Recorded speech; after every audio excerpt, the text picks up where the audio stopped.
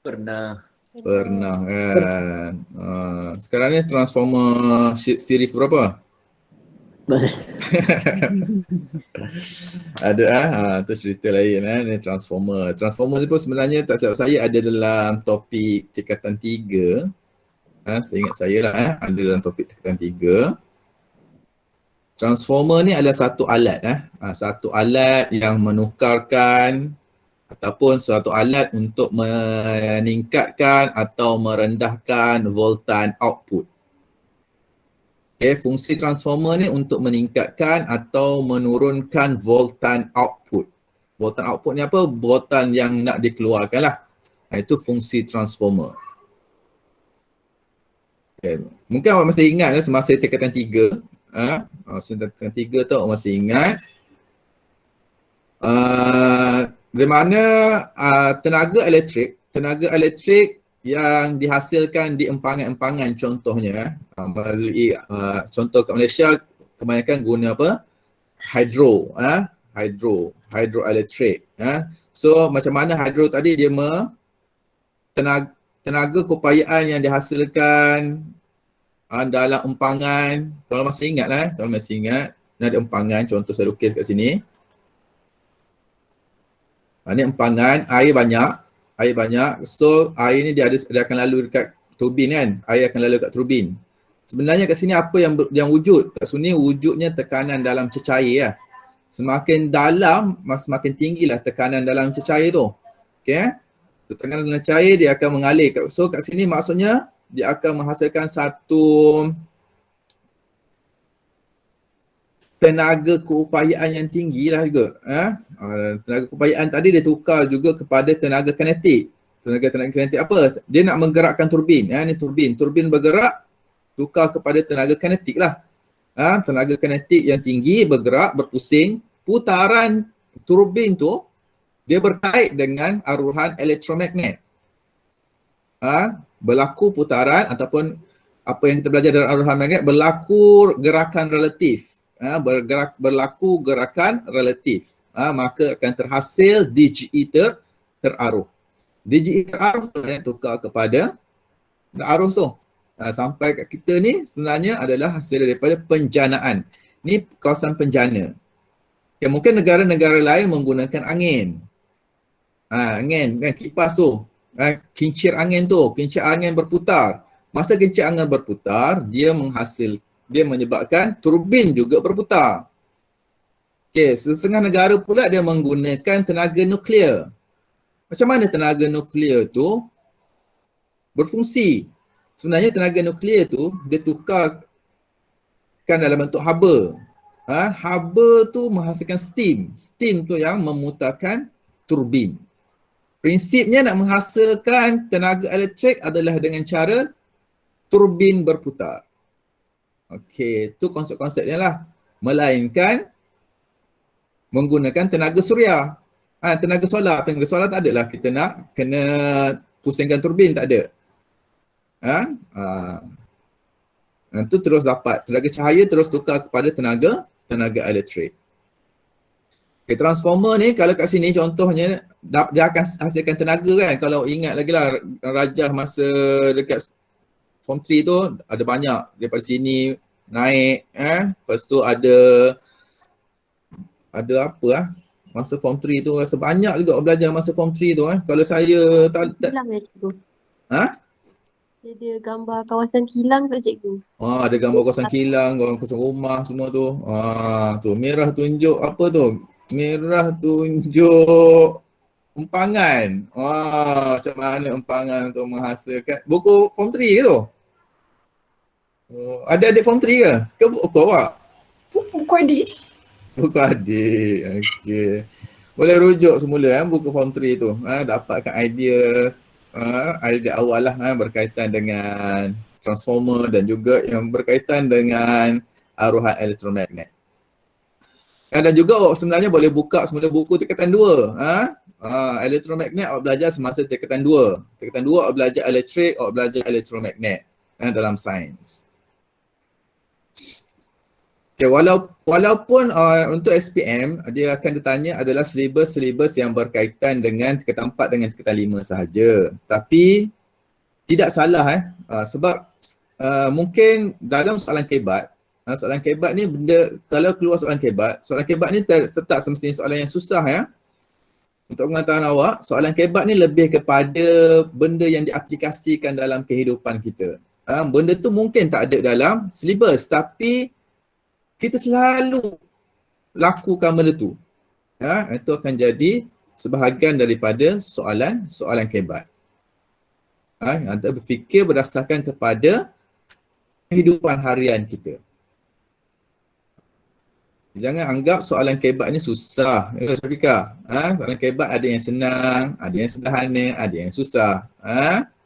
Okey. Okey, apa fungsi transformer tadi? Fungsi transformer adalah untuk meningkatkan atau merendahkan voltan output. Itu fungsi kerja. Okey, dia adalah voltan output, bukan arus. Dia bukan cerita pasal arus, dia cerita pasal voltan. Voltan siapa? Voltan output. Okey, ada dua jenis transformer. Transformer yang pertama adalah transformer injak turun. Transformer injak turun ini adalah berfungsi sebagai untuk menurunkan voltan output. Menurunkan voltan output. Okey, sebab injak turun. Kalau injak naik, injak naik dia adalah untuk meningkatkan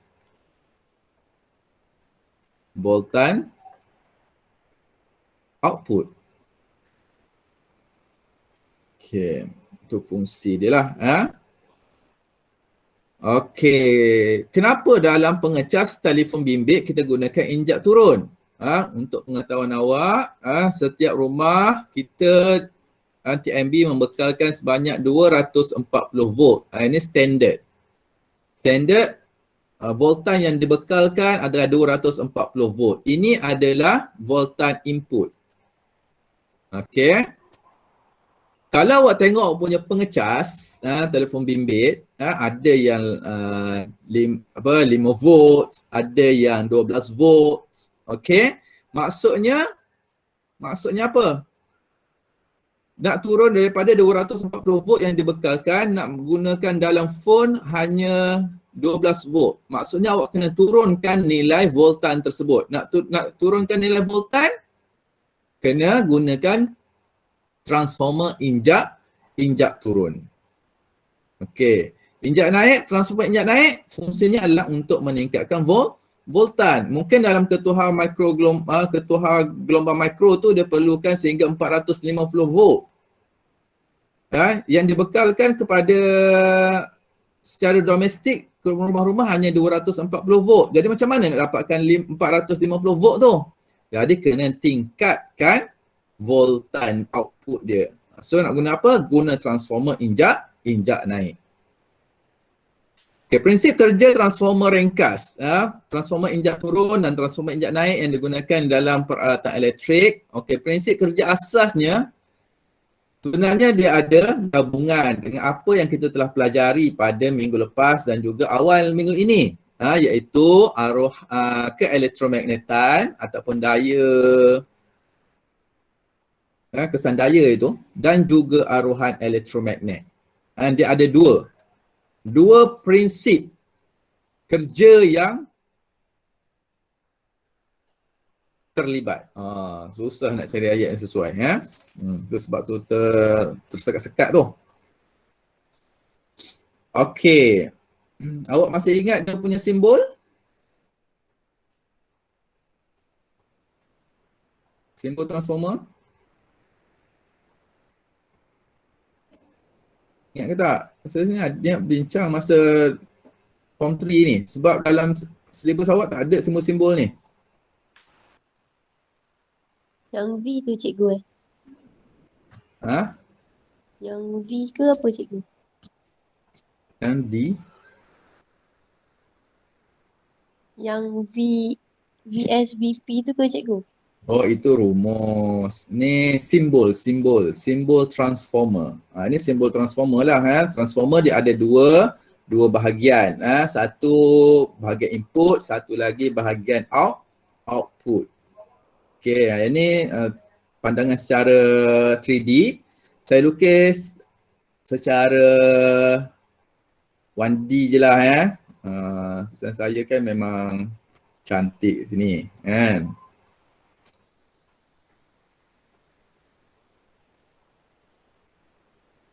Okey.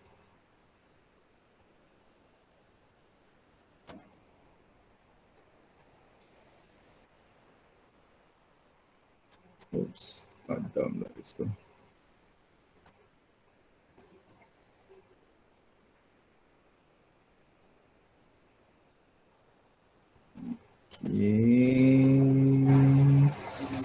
Ini contoh lah contoh dia punya.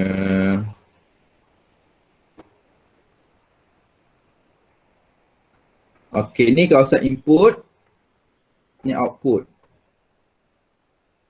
Okey, input ni yang masuk input yang masuk ataupun input ni kadang-kadang kita panggil sebagai primer. Kita panggil sebagai primer. Input ataupun primer. Okey, output kita panggil sebagai sekunder.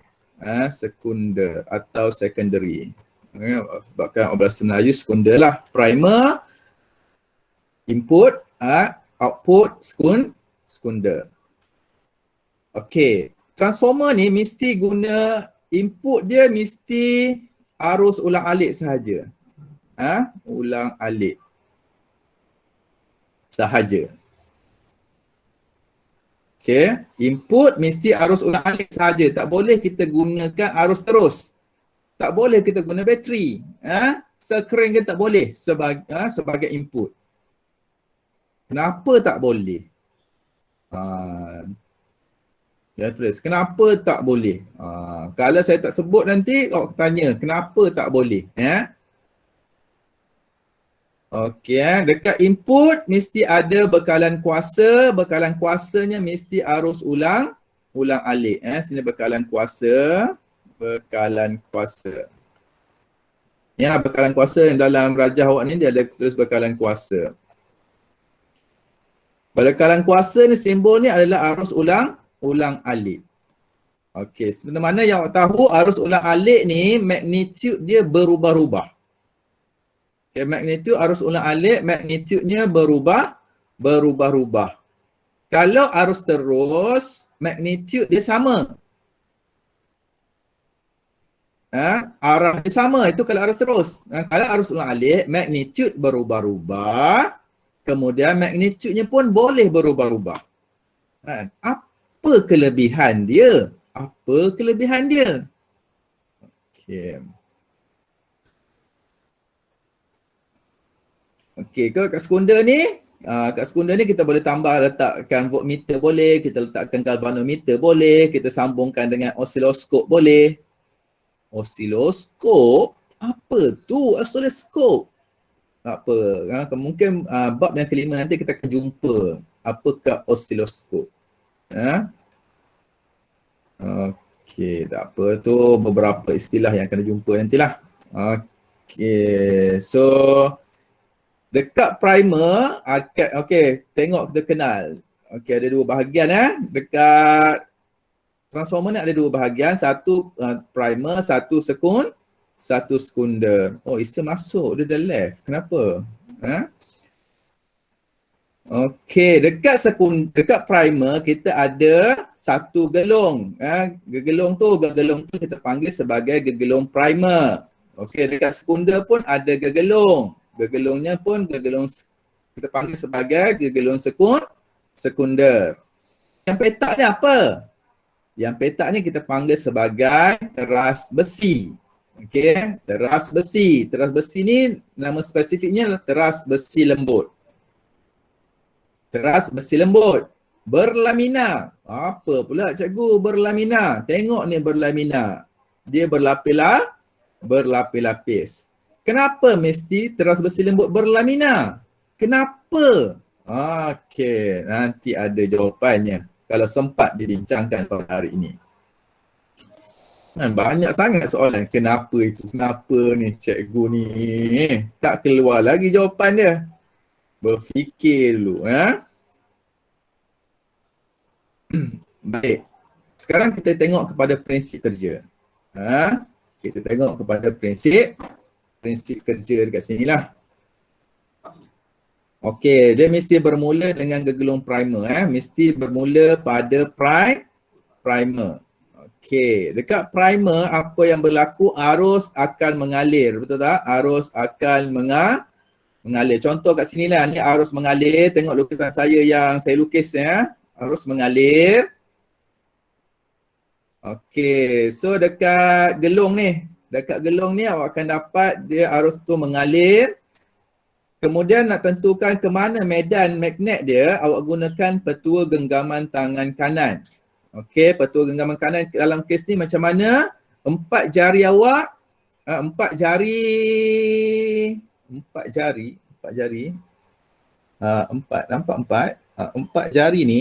jari ni dia merujuk kepada arah arus. Okey. Kemudian ibu jari awak ni menunjukkan kepada arah medan. Okey, ibu jari menunjukkan arah medan. So kalau kita tutup jari kita, genggaman tangan kanan, kita akan nampak dia punya arah medan dia ke atas. Betul tak? Arah medan ke atas. Arah medan magnet dia ke atas. Okey. So arah medan lah ni. So kalau dalam solenoid sebenarnya arah medan dia ada macam ni juga. Tapi kita tak nak tengok yang ni, kita nak tengok yang berada dalam medan, yang berada dalam teras besi lembut. Okey. Okey, so dia akan menghasilkan medan magnet kan. Nampak macam kecil je. Betul tak? Okey, tak apa, saya besarkan dia.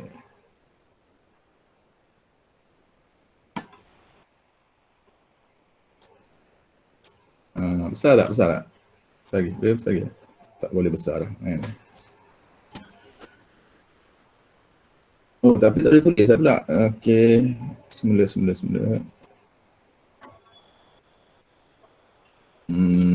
Keeps. Tambah satu slide.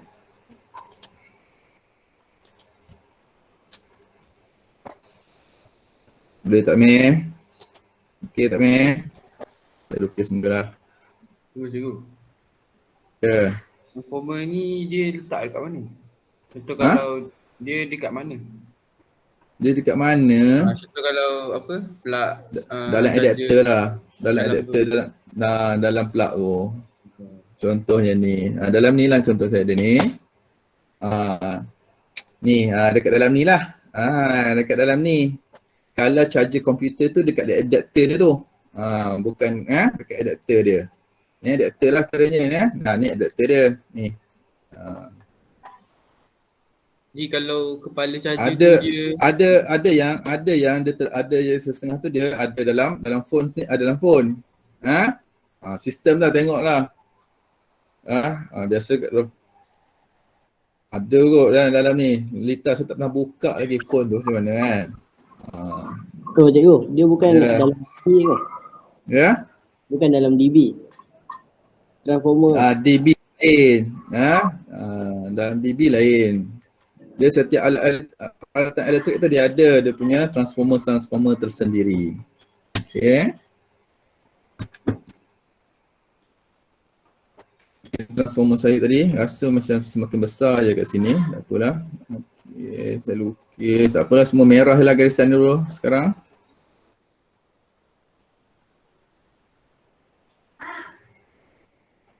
Ini arus ulang alik, simbol arus ulang alik. Dan kat sini pun ada.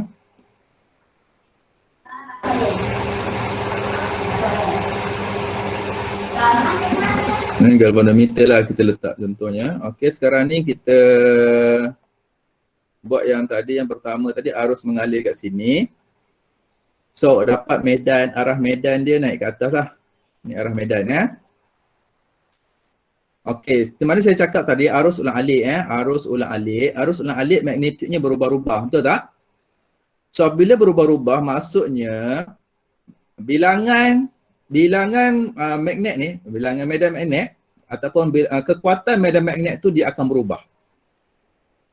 Okay, kekuatan medan magnet akan berubah. Daripada sedikit menjadi banyak kemudian berkurang semula. Okey, itu satu. Yang kedua, apa yang kita tahu arus ulang-alik ni? Pertama, dia boleh bergerak daripada A ke B. Okey, arus tu boleh bergerak daripada A ke B. Okey, so sekarang ni kalau A ke B, arus daripada A ke B, kita akan dapat yang berwarna purple ni arah medan dia. Okey, kalau arus tu bergerak daripada B ke A, kalau arus bergerak daripada B ke A, arah arus dah berubah lah. So awak akan dapat dia punya arah medan pada arah yang bertentangan dengan kes yang pertama tadi. Ya, sebab apa? Arus ulang-alik dia boleh berubah arah kitarannya berubah. Kalau ada graf nanti, arus ulang-alik dia ada ke atas. Kemudian dia ada ke bawah. Maksudnya apa? Ni A ke B, arus dia. Lepas tu B pergi ke A. Yang ni kalau berlaku macam ni barulah lengkap satu kitaran arus ulang-alik tu. Ni arah gerakan arus ulang-alik. Kalau kita gunakan arus terus, kalau graf dia mendatar sahaja. Mendatar, tidak berlakulah perubahan pada medan tidak berlakulah perubahan pada medan magnet tu. Medan magnetnya kekal. Okey. So apa kaitan dia? Apa pentingnya perubahan medan magnet ni? Apa pentingnya arah arus ni berubah-ubah? Okey. Ya, apakah pentingnya? Okey, saya cerita semula. Okey, cerita semula untuk yang pertama. Yang pertama, arus mengalir. Okay, arus ulang-alik mengalir dalam gegelung. Gegelung ni maksudnya solenoid lah. Akan menghasilkan medan magnet. Okey, arus mengalir dalam gegelung primer. Okey, arus mengalir dalam gegelung primer, apa akan terhasil? Akan menghasilkan medan magnet terhasil. Okey. Medan magnet yang terhasil tu bagaimana dari segi kekuatan dia? Kekuatan dia berubah-ubah. Kekuatan medan magnet yang dihasilkan berubah-ubah. Cikgu. Ya. Kalau bekalan kuasa tu cikgu kan? Ya. Kalau kita tukar kepada arus terus, boleh berfungsi ke transformer cikgu?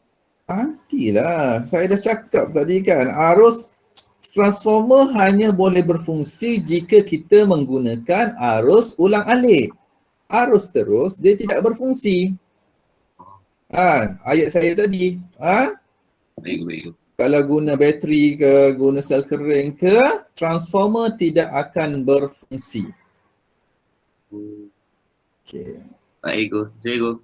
Cikgu, kalau generator tu, Generator. dia Okey. ulang-alik ke terus? Generator ni dia akan menghasilkan DGE aruhan ulang-alik. Sebab apa? Kadang-kadang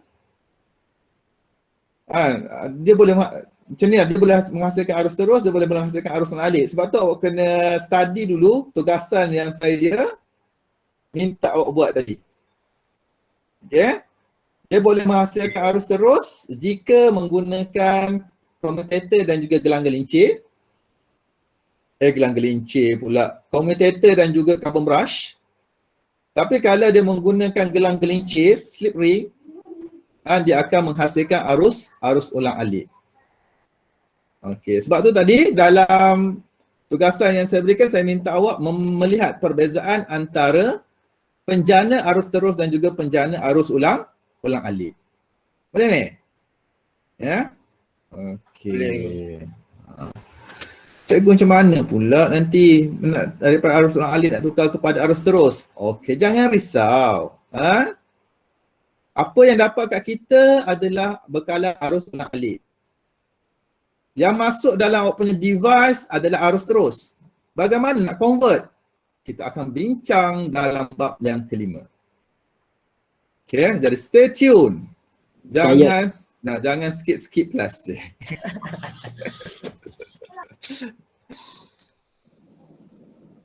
Okay, so kat sini kita dah habis cerita tentang primer gegelung primer inilah apa yang dihasilkan. Okey, arus mengalir dalam gegelung primer dan menyebabkan wujudnya medan magnet. Terhasil medan magnet. Kekuatan medan magnet yang terhasil pada gegelung primer adalah berubah-ubah.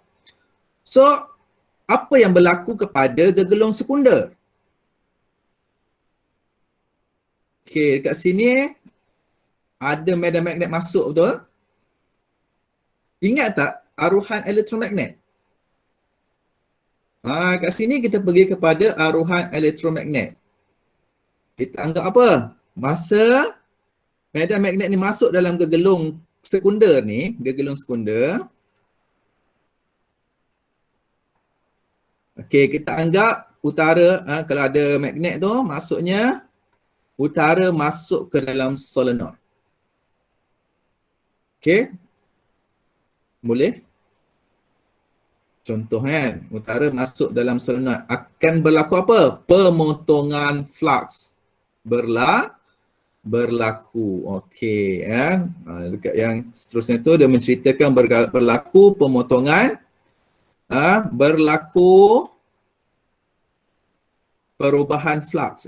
Berlaku perubahan flux magnet pada gegelung sekunder. Okey. Berlaku perubahan flux boleh, berlaku pemotongan flux pun boleh.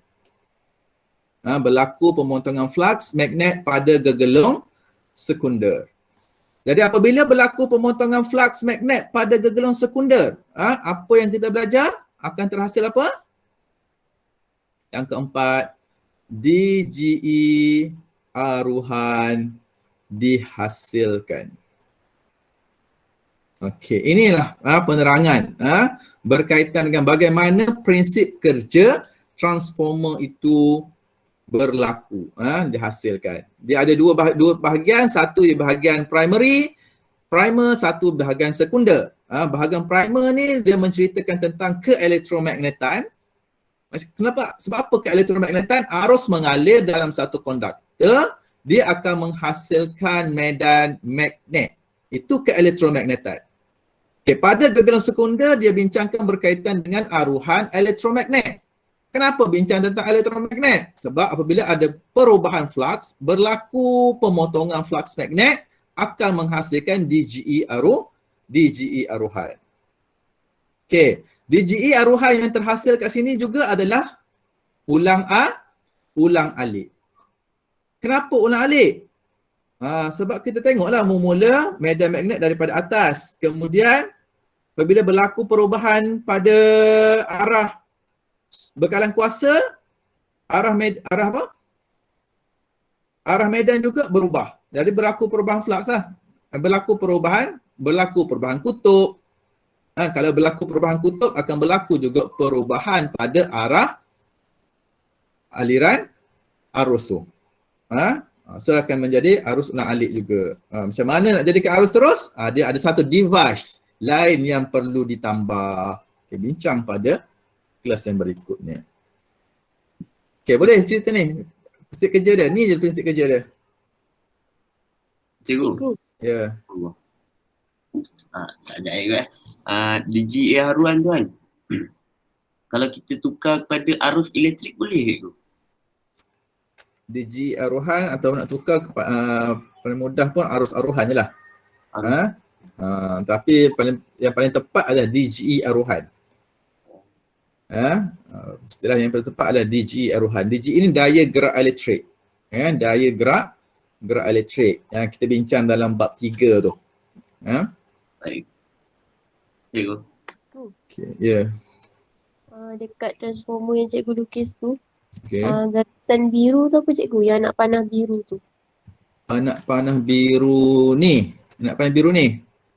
Dengan yang bawah tu cikgu. Yang tu apa? Okey. Ni kalau warna biru ni, anak panah biru ni, arah medan magnet akan jadi warna biru yang saya lukis kat bawah ni lah. Arah dia berubah. Okey. Sebab saya lukis satu je, kalau saya lukis dua, baru kita nampak perbezaan dia lah.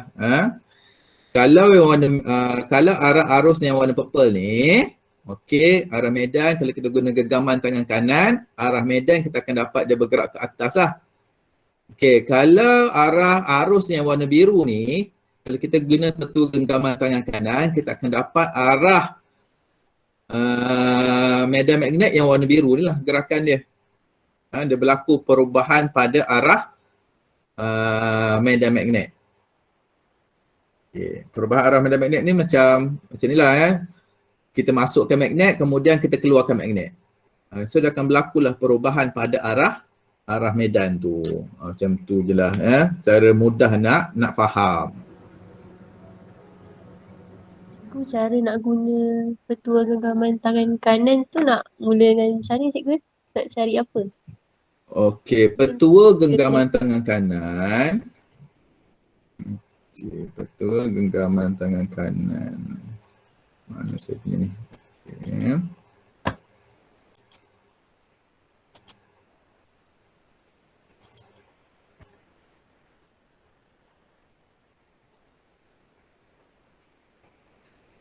Okey, saya lukis macam ni tadilah.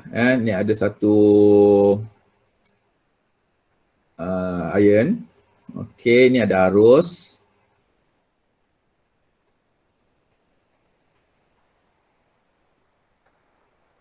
Okey, kemudian saya letakkan satu arus nak alik lah.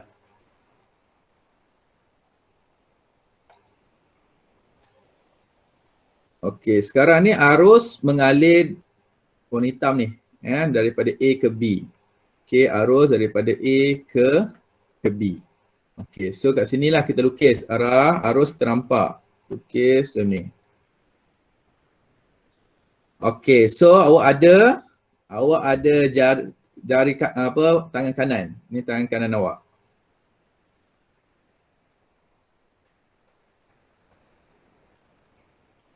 Ni tangan kanan awak lah.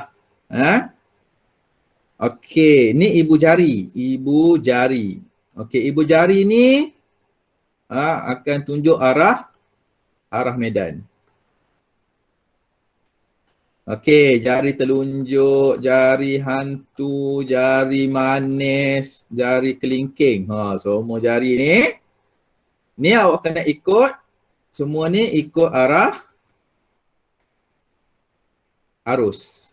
Okey, so arah arus sekarang semua ke sana, awak genggamkan dia, genggam.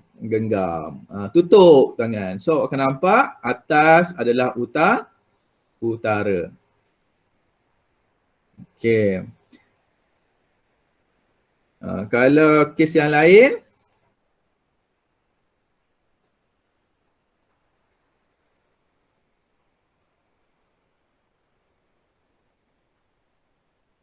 ni A ke B, tapi arus tu daripada B pergi ke A. So kita lukislah daripada B ke A. B, dia di belakang, dia dapat bentuk yang macam ni. So arah jari kita tadi, arah jari empat jari ni ikut arah arus tu. Genggam ikut arah arus, jadi ibu jari kita akan tunjuk ke bawah. Ibu jari akan tunjuk ke bawah. Jadi maksudnya arah medan daripada bawah ke atas lah. Kalau kita lukis. Lukis macam ni, dia punya akan masuk kat sini. Keluar kat sini lah.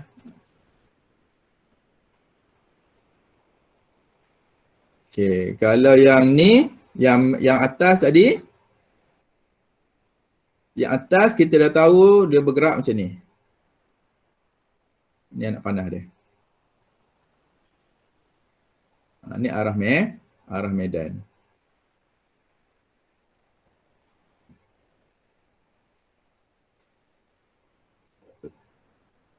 Okey. Itulah perbezaan dia lah cara kita nak gunakan petua genggaman tangan kanan. 4 jari menunjukkan ikut arah arus, ibu jari tunjuk arah medan. Sebelum ni kita belajar 4 jari ni tunjuk arah arus, ibu jari tunjuk arah utara. Sama je konsep dia, sebab kalau untuk medan magnet utara arahnya keluar, betul? Dia masuk kat selatan. Samalah. Sama je. Boleh tak Syah? Boleh cikgu. Okey. Soalan tadi, kenapa arus terus tak boleh digunakan? Kenapa arus terus tak boleh digunakan? Sebab arus terus dia punya apa? Dia punya magnitude dia sama kan? So apabila magnitude dia sama, dia berlaku tak perubahan pada kekuatan magnet? Tidak berlaku perubahan pada kekuatan magnet. Kalau perubahan pada kekuatan magnet tak berubah, boleh tak berlaku pemotongan flux? Boleh tak berlaku perubahan flux? Tak boleh. Tak boleh.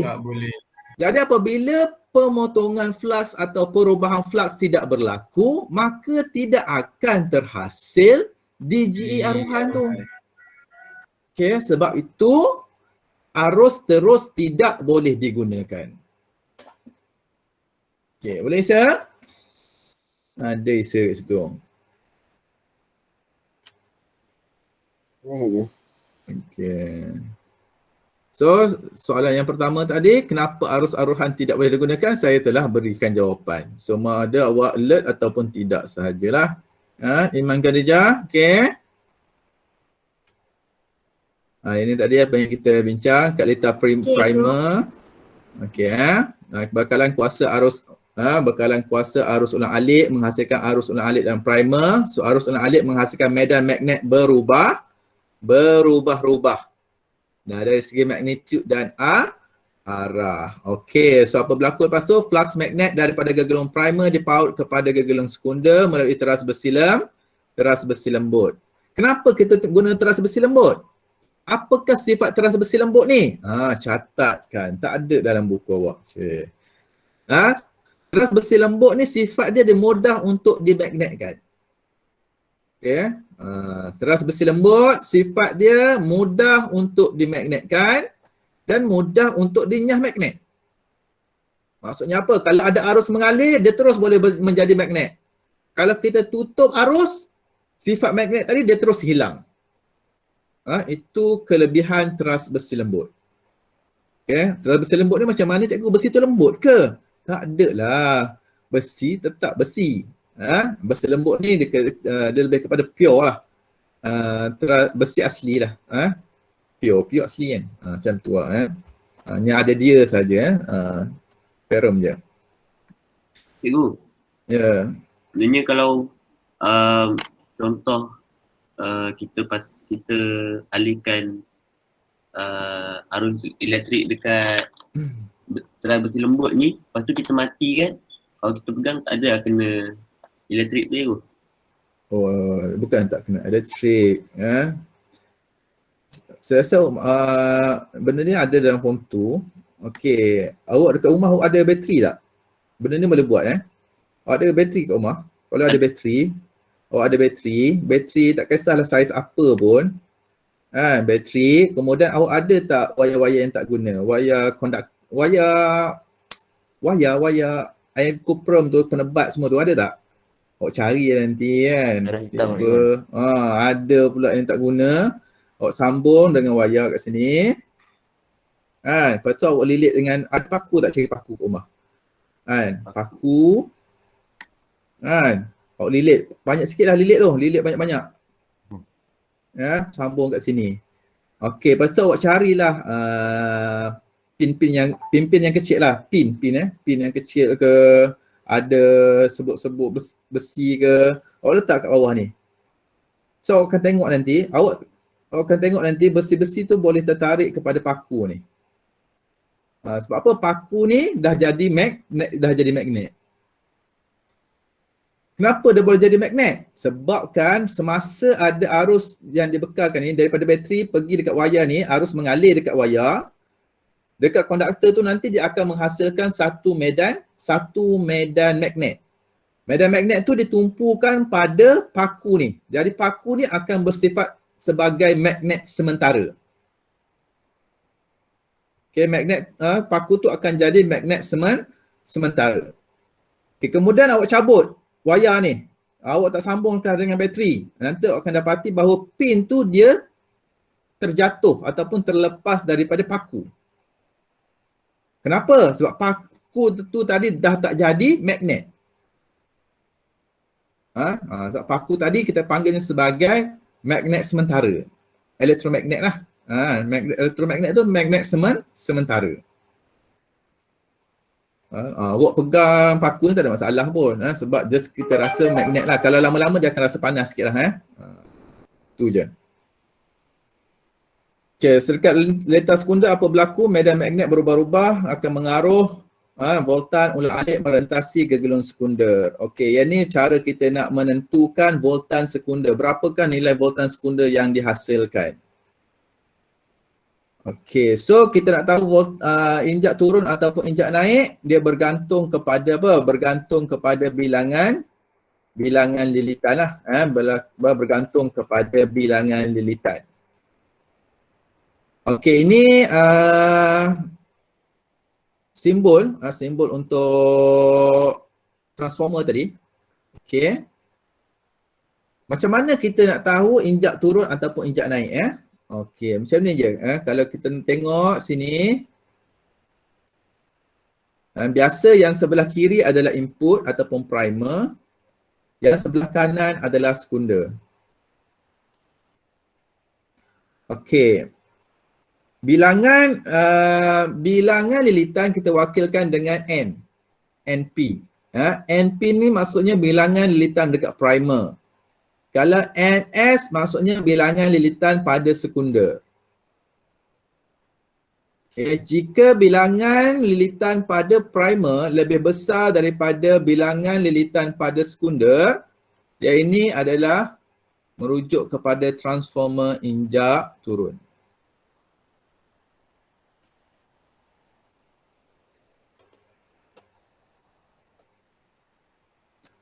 Okay, sebab primer banyak, sekunder sikit. Jadi adalah transformer injak turun. Kalau bilangan lilitan primer kurang daripada bilangan lilitan sekunder, ini adalah transformer injak naik.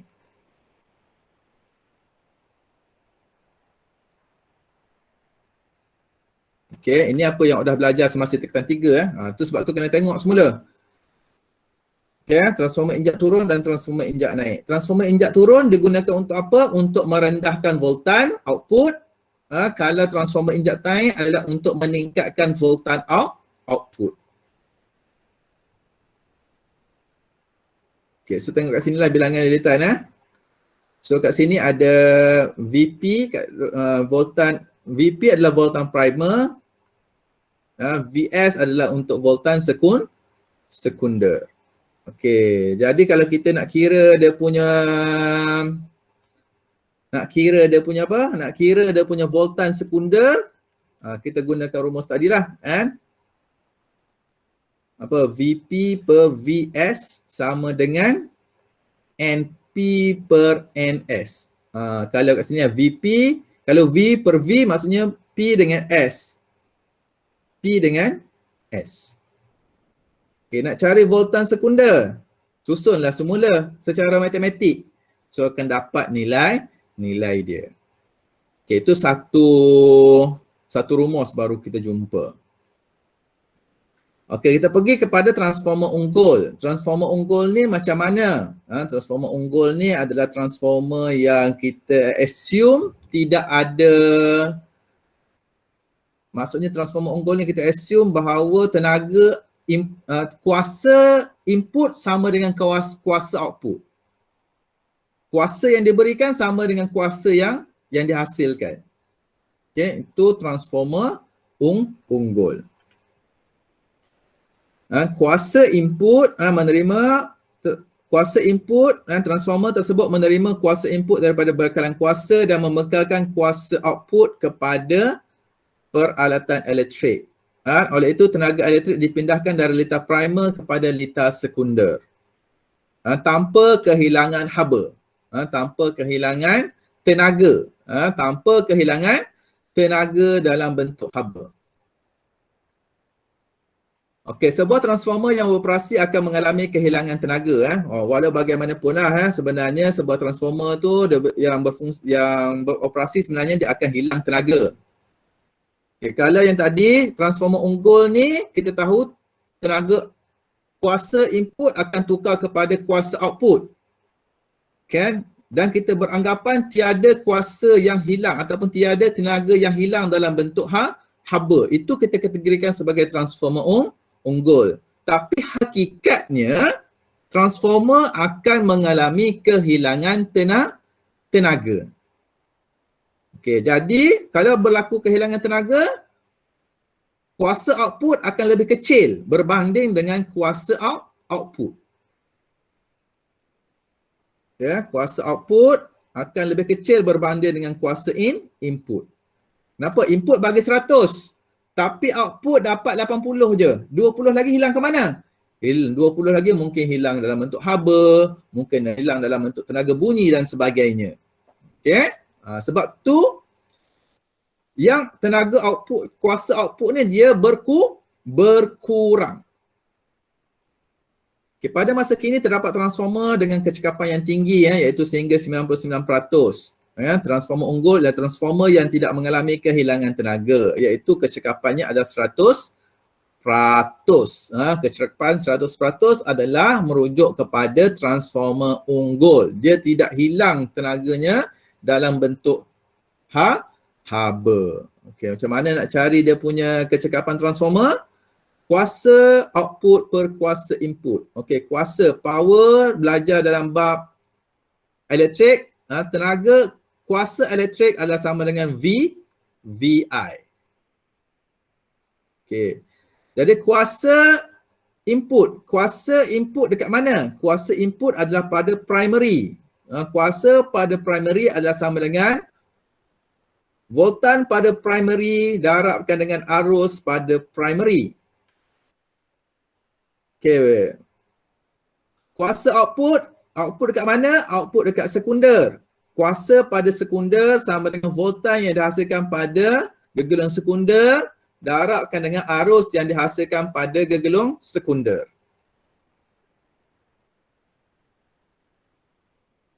Okay, jadi kalau unggul maksudnya kuasa pada primer sama dengan kuasa dekat sekunder atau kuasa input sama dengan kuasa output. So dapat rumus yang kedua VP/IP sama dengan VS/IS. So ada dua rumus lah, tiga rumus termasuk dengan rumus kecekapan. Contoh penghitungan boleh tengok dalam YouTube yang digunakan. Okey, bagaimana kita nak meningkatkan kecekapan transformer? Okey, sebab tadi kita dia maklumkan transformer dia akan mengalami kehilangan kuasa dia, betul tak? Jadi bagaimana kita nak meningkatkan kecekapan transformer tu? Ada beberapa kaedah. Okey, prinsip kerja transformer melibatkan proses-proses seperti pengaliran arus dalam gegelung, perubahan medan magnet dan juga aruhan elektromagnet. Proses ini menyebabkan kehilangan tenaga berlaku dan transformer tidak dapat beroperasi pada tahap optimum. Jadi apa yang perlu dilakukan? Kalau boleh yang ini awak kena ingat. Kena tahulah. Dia boleh tanya soalan macam ni dalam bentuk soalan modifikasi. Dalam soalan bentuk mereka cipta. Ni soalan-soalan kebat lah. Tapi soalan-soalan kebat tu berdasarkan kepada fakta-fakta yang ada dalam fizik. Okey, contoh rintangan gegelung. Hilang tenaga sebabkan oleh rintangan gegelung. Sebab apa rintangan gegelung? Sebab kita nak menghasilkan apa? Kita perlukan lilitan yang banyak, betul tak? lilitan kena banyak. Sebab apa lilitan banyak? Sebab kita dah tahu faktornya. Faktor magnitude bertambah antaranya adalah bilangan lilitan yang banyak. So bila kita buat banyak bilangan lilitan, apa yang berlaku? Panjangnya bertambah. Kalau panjang bertambah, apa yang berlaku kepada rintangan? Rintangan bertambah. Semua tu kita dah belajar, faktor-faktor tu. Jadi bagaimana kita nak mengurangkan rintangan pada gegelung? Okey, gegelung primer dan gegelung sekunder terdiri daripada dawai yang sangat panjang. Jadi apabila arus mengalir dalam gegelung yang berintangan tinggi, pemanasan berlaku dalam dawai. Okay, pemanasan dawai menyebabkan tenaga haba di sekelilingnya. Okey, jadi kalau kita nak kurangkan rintangan macam mana? Kita gunakan bahan yang kerintangannya rendah. Sebagai contoh, kita gunakan kuprum. Dan sebab tu kalau tengok dalam transformer, semua orang nampak dawai yang lilit dalam transformer tu dia berbentuk dawai kuprum lah, yang macam coklat-coklat sikit kan. Tu kuprum lah. Cikgu, Ya. kalau kita guna emas lagi rendah rintangan dia kan? Ya, kalau guna emas lagi rendah rintangannya. Tapi kosnya tinggi pula. Sebab tu kita tak guna emas. Okey. Yang kedua, puncanya arus pusar. Arus pusar ni terhasil bila? Arus pusar ni disebabkan kalau kita tengok tadi arah perubahan medan kan? Medan magnet tu mula dia bergerak ke atas, lepas tu dia bergerak daripada bawah, betul tak? Berlaku perubahan arah medan magnet tu. So kat situ yang menyebabkan berlaku arus pusar. Okey, medan magnet yang berubah-ubah mengaruh arus pusar dalam teras besi. Okay, arus pusar ini akan panaskan teras besi tu. Jadi teras besi panas, teras besi yang panas membebaskan tenaga haba ke persekitaran. So dua dah melibatkan kepada penghasilan tenaga haba. Jadi bagaimana kita nak mengurangkan arus pusar? Gunakan teras besi lembut berlamina. Sebab tu tadi ada teras besi lembut berlamina. So cara kita nak mengurangkan kehilangan tenaga disebabkan arus pusar, gunakan apa? Teras besi lembut berlamina. Okey, yang ketiga, histeresis. Histeresis, bukan histeria. Histeresis. Okey, histeresis ni berlaku macam mana pula? Okey, teras besi lembut yang dimagnetkan dan magnet secara berterusan oleh medan magnet yang berubah-ubah. Jadi, tenaga yang dibekalkan untuk pemagnetan ni tidak dipulihkan sepenuhnya semasa penyahmagnetan. Okey, jadi perbezaan tenaga ni dipindahkan kepada teras besi dan memanaskannya juga. Okey. Wah, semua tukar kepada bentuk tenaga haba. Jadi macam mana kita nak mengurangkan histeresis? Kita gunakan teras besi lembut. Kaedah dia. Sebab apa teras besi lembut? Teras besi lembut dia mudah untuk dimagnetkan dan mudah untuk dinyah magnet. Okey, yang keempat, kebocoran flux. Kebocoran flux ni berlaku kenapa? Flux magnet yang dihasilkan arus primer tidak dipautkan sepenuhnya. Macam lukisan saya tadi. Macam lukisan saya ni. Ni simple. Okey, ni contoh ni. Kalau ada medan magnet kat sini, medan magnet yang dihasilkan sini tidak sepenuhnya pergi dekat pada sekunder. Yang tu maksudnya kebocoran flux. Kenapa tak pergi semua? Sebab mungkin ada yang turun ke bawah, pergi ke tepi. Dia tidak semua masuk dalam sekunder. Itu maksud kebocoran flux. Jadi macam mana kita nak mengurangkan kebocoran flux? Okey, letakkan pertama kita boleh gunakan kaedah letakkan gegelung sekunder dengan gegelung primer tu rapat. Okey, atau gegelung primer, saya cakap, gegelung sekunder di atas gegelung primer. Macam ada satu ni, lepas tu awak balut dekat luar. Itu untuk mengelakkan. Ni, lilitkan gegelung sekunder di atas gegelung primer. supaya semua flux magnet yang dihasilkan oleh arus primer akan melalui gelung sekunder.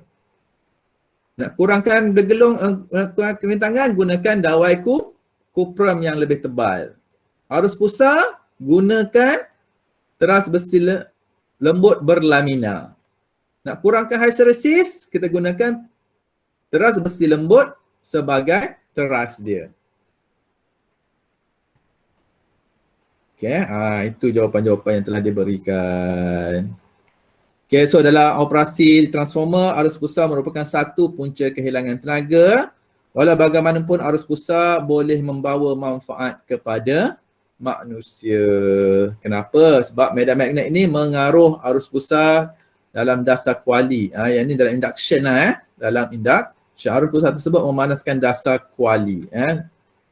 Induction punya dapur tu kan. Dapur induction. Okay, ini pun ada kebaikannya jugalah arus pusar tu.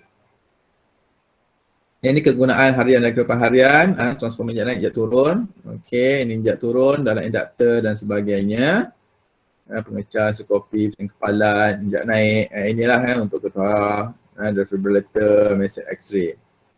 Okay, pengentaran ni saya rasa boleh study semula. Bagaimana arus kita, okey, arus voltan yang dihantar kepada kita adalah voltan arus ulang alik. Okey, voltan arus ulang alik.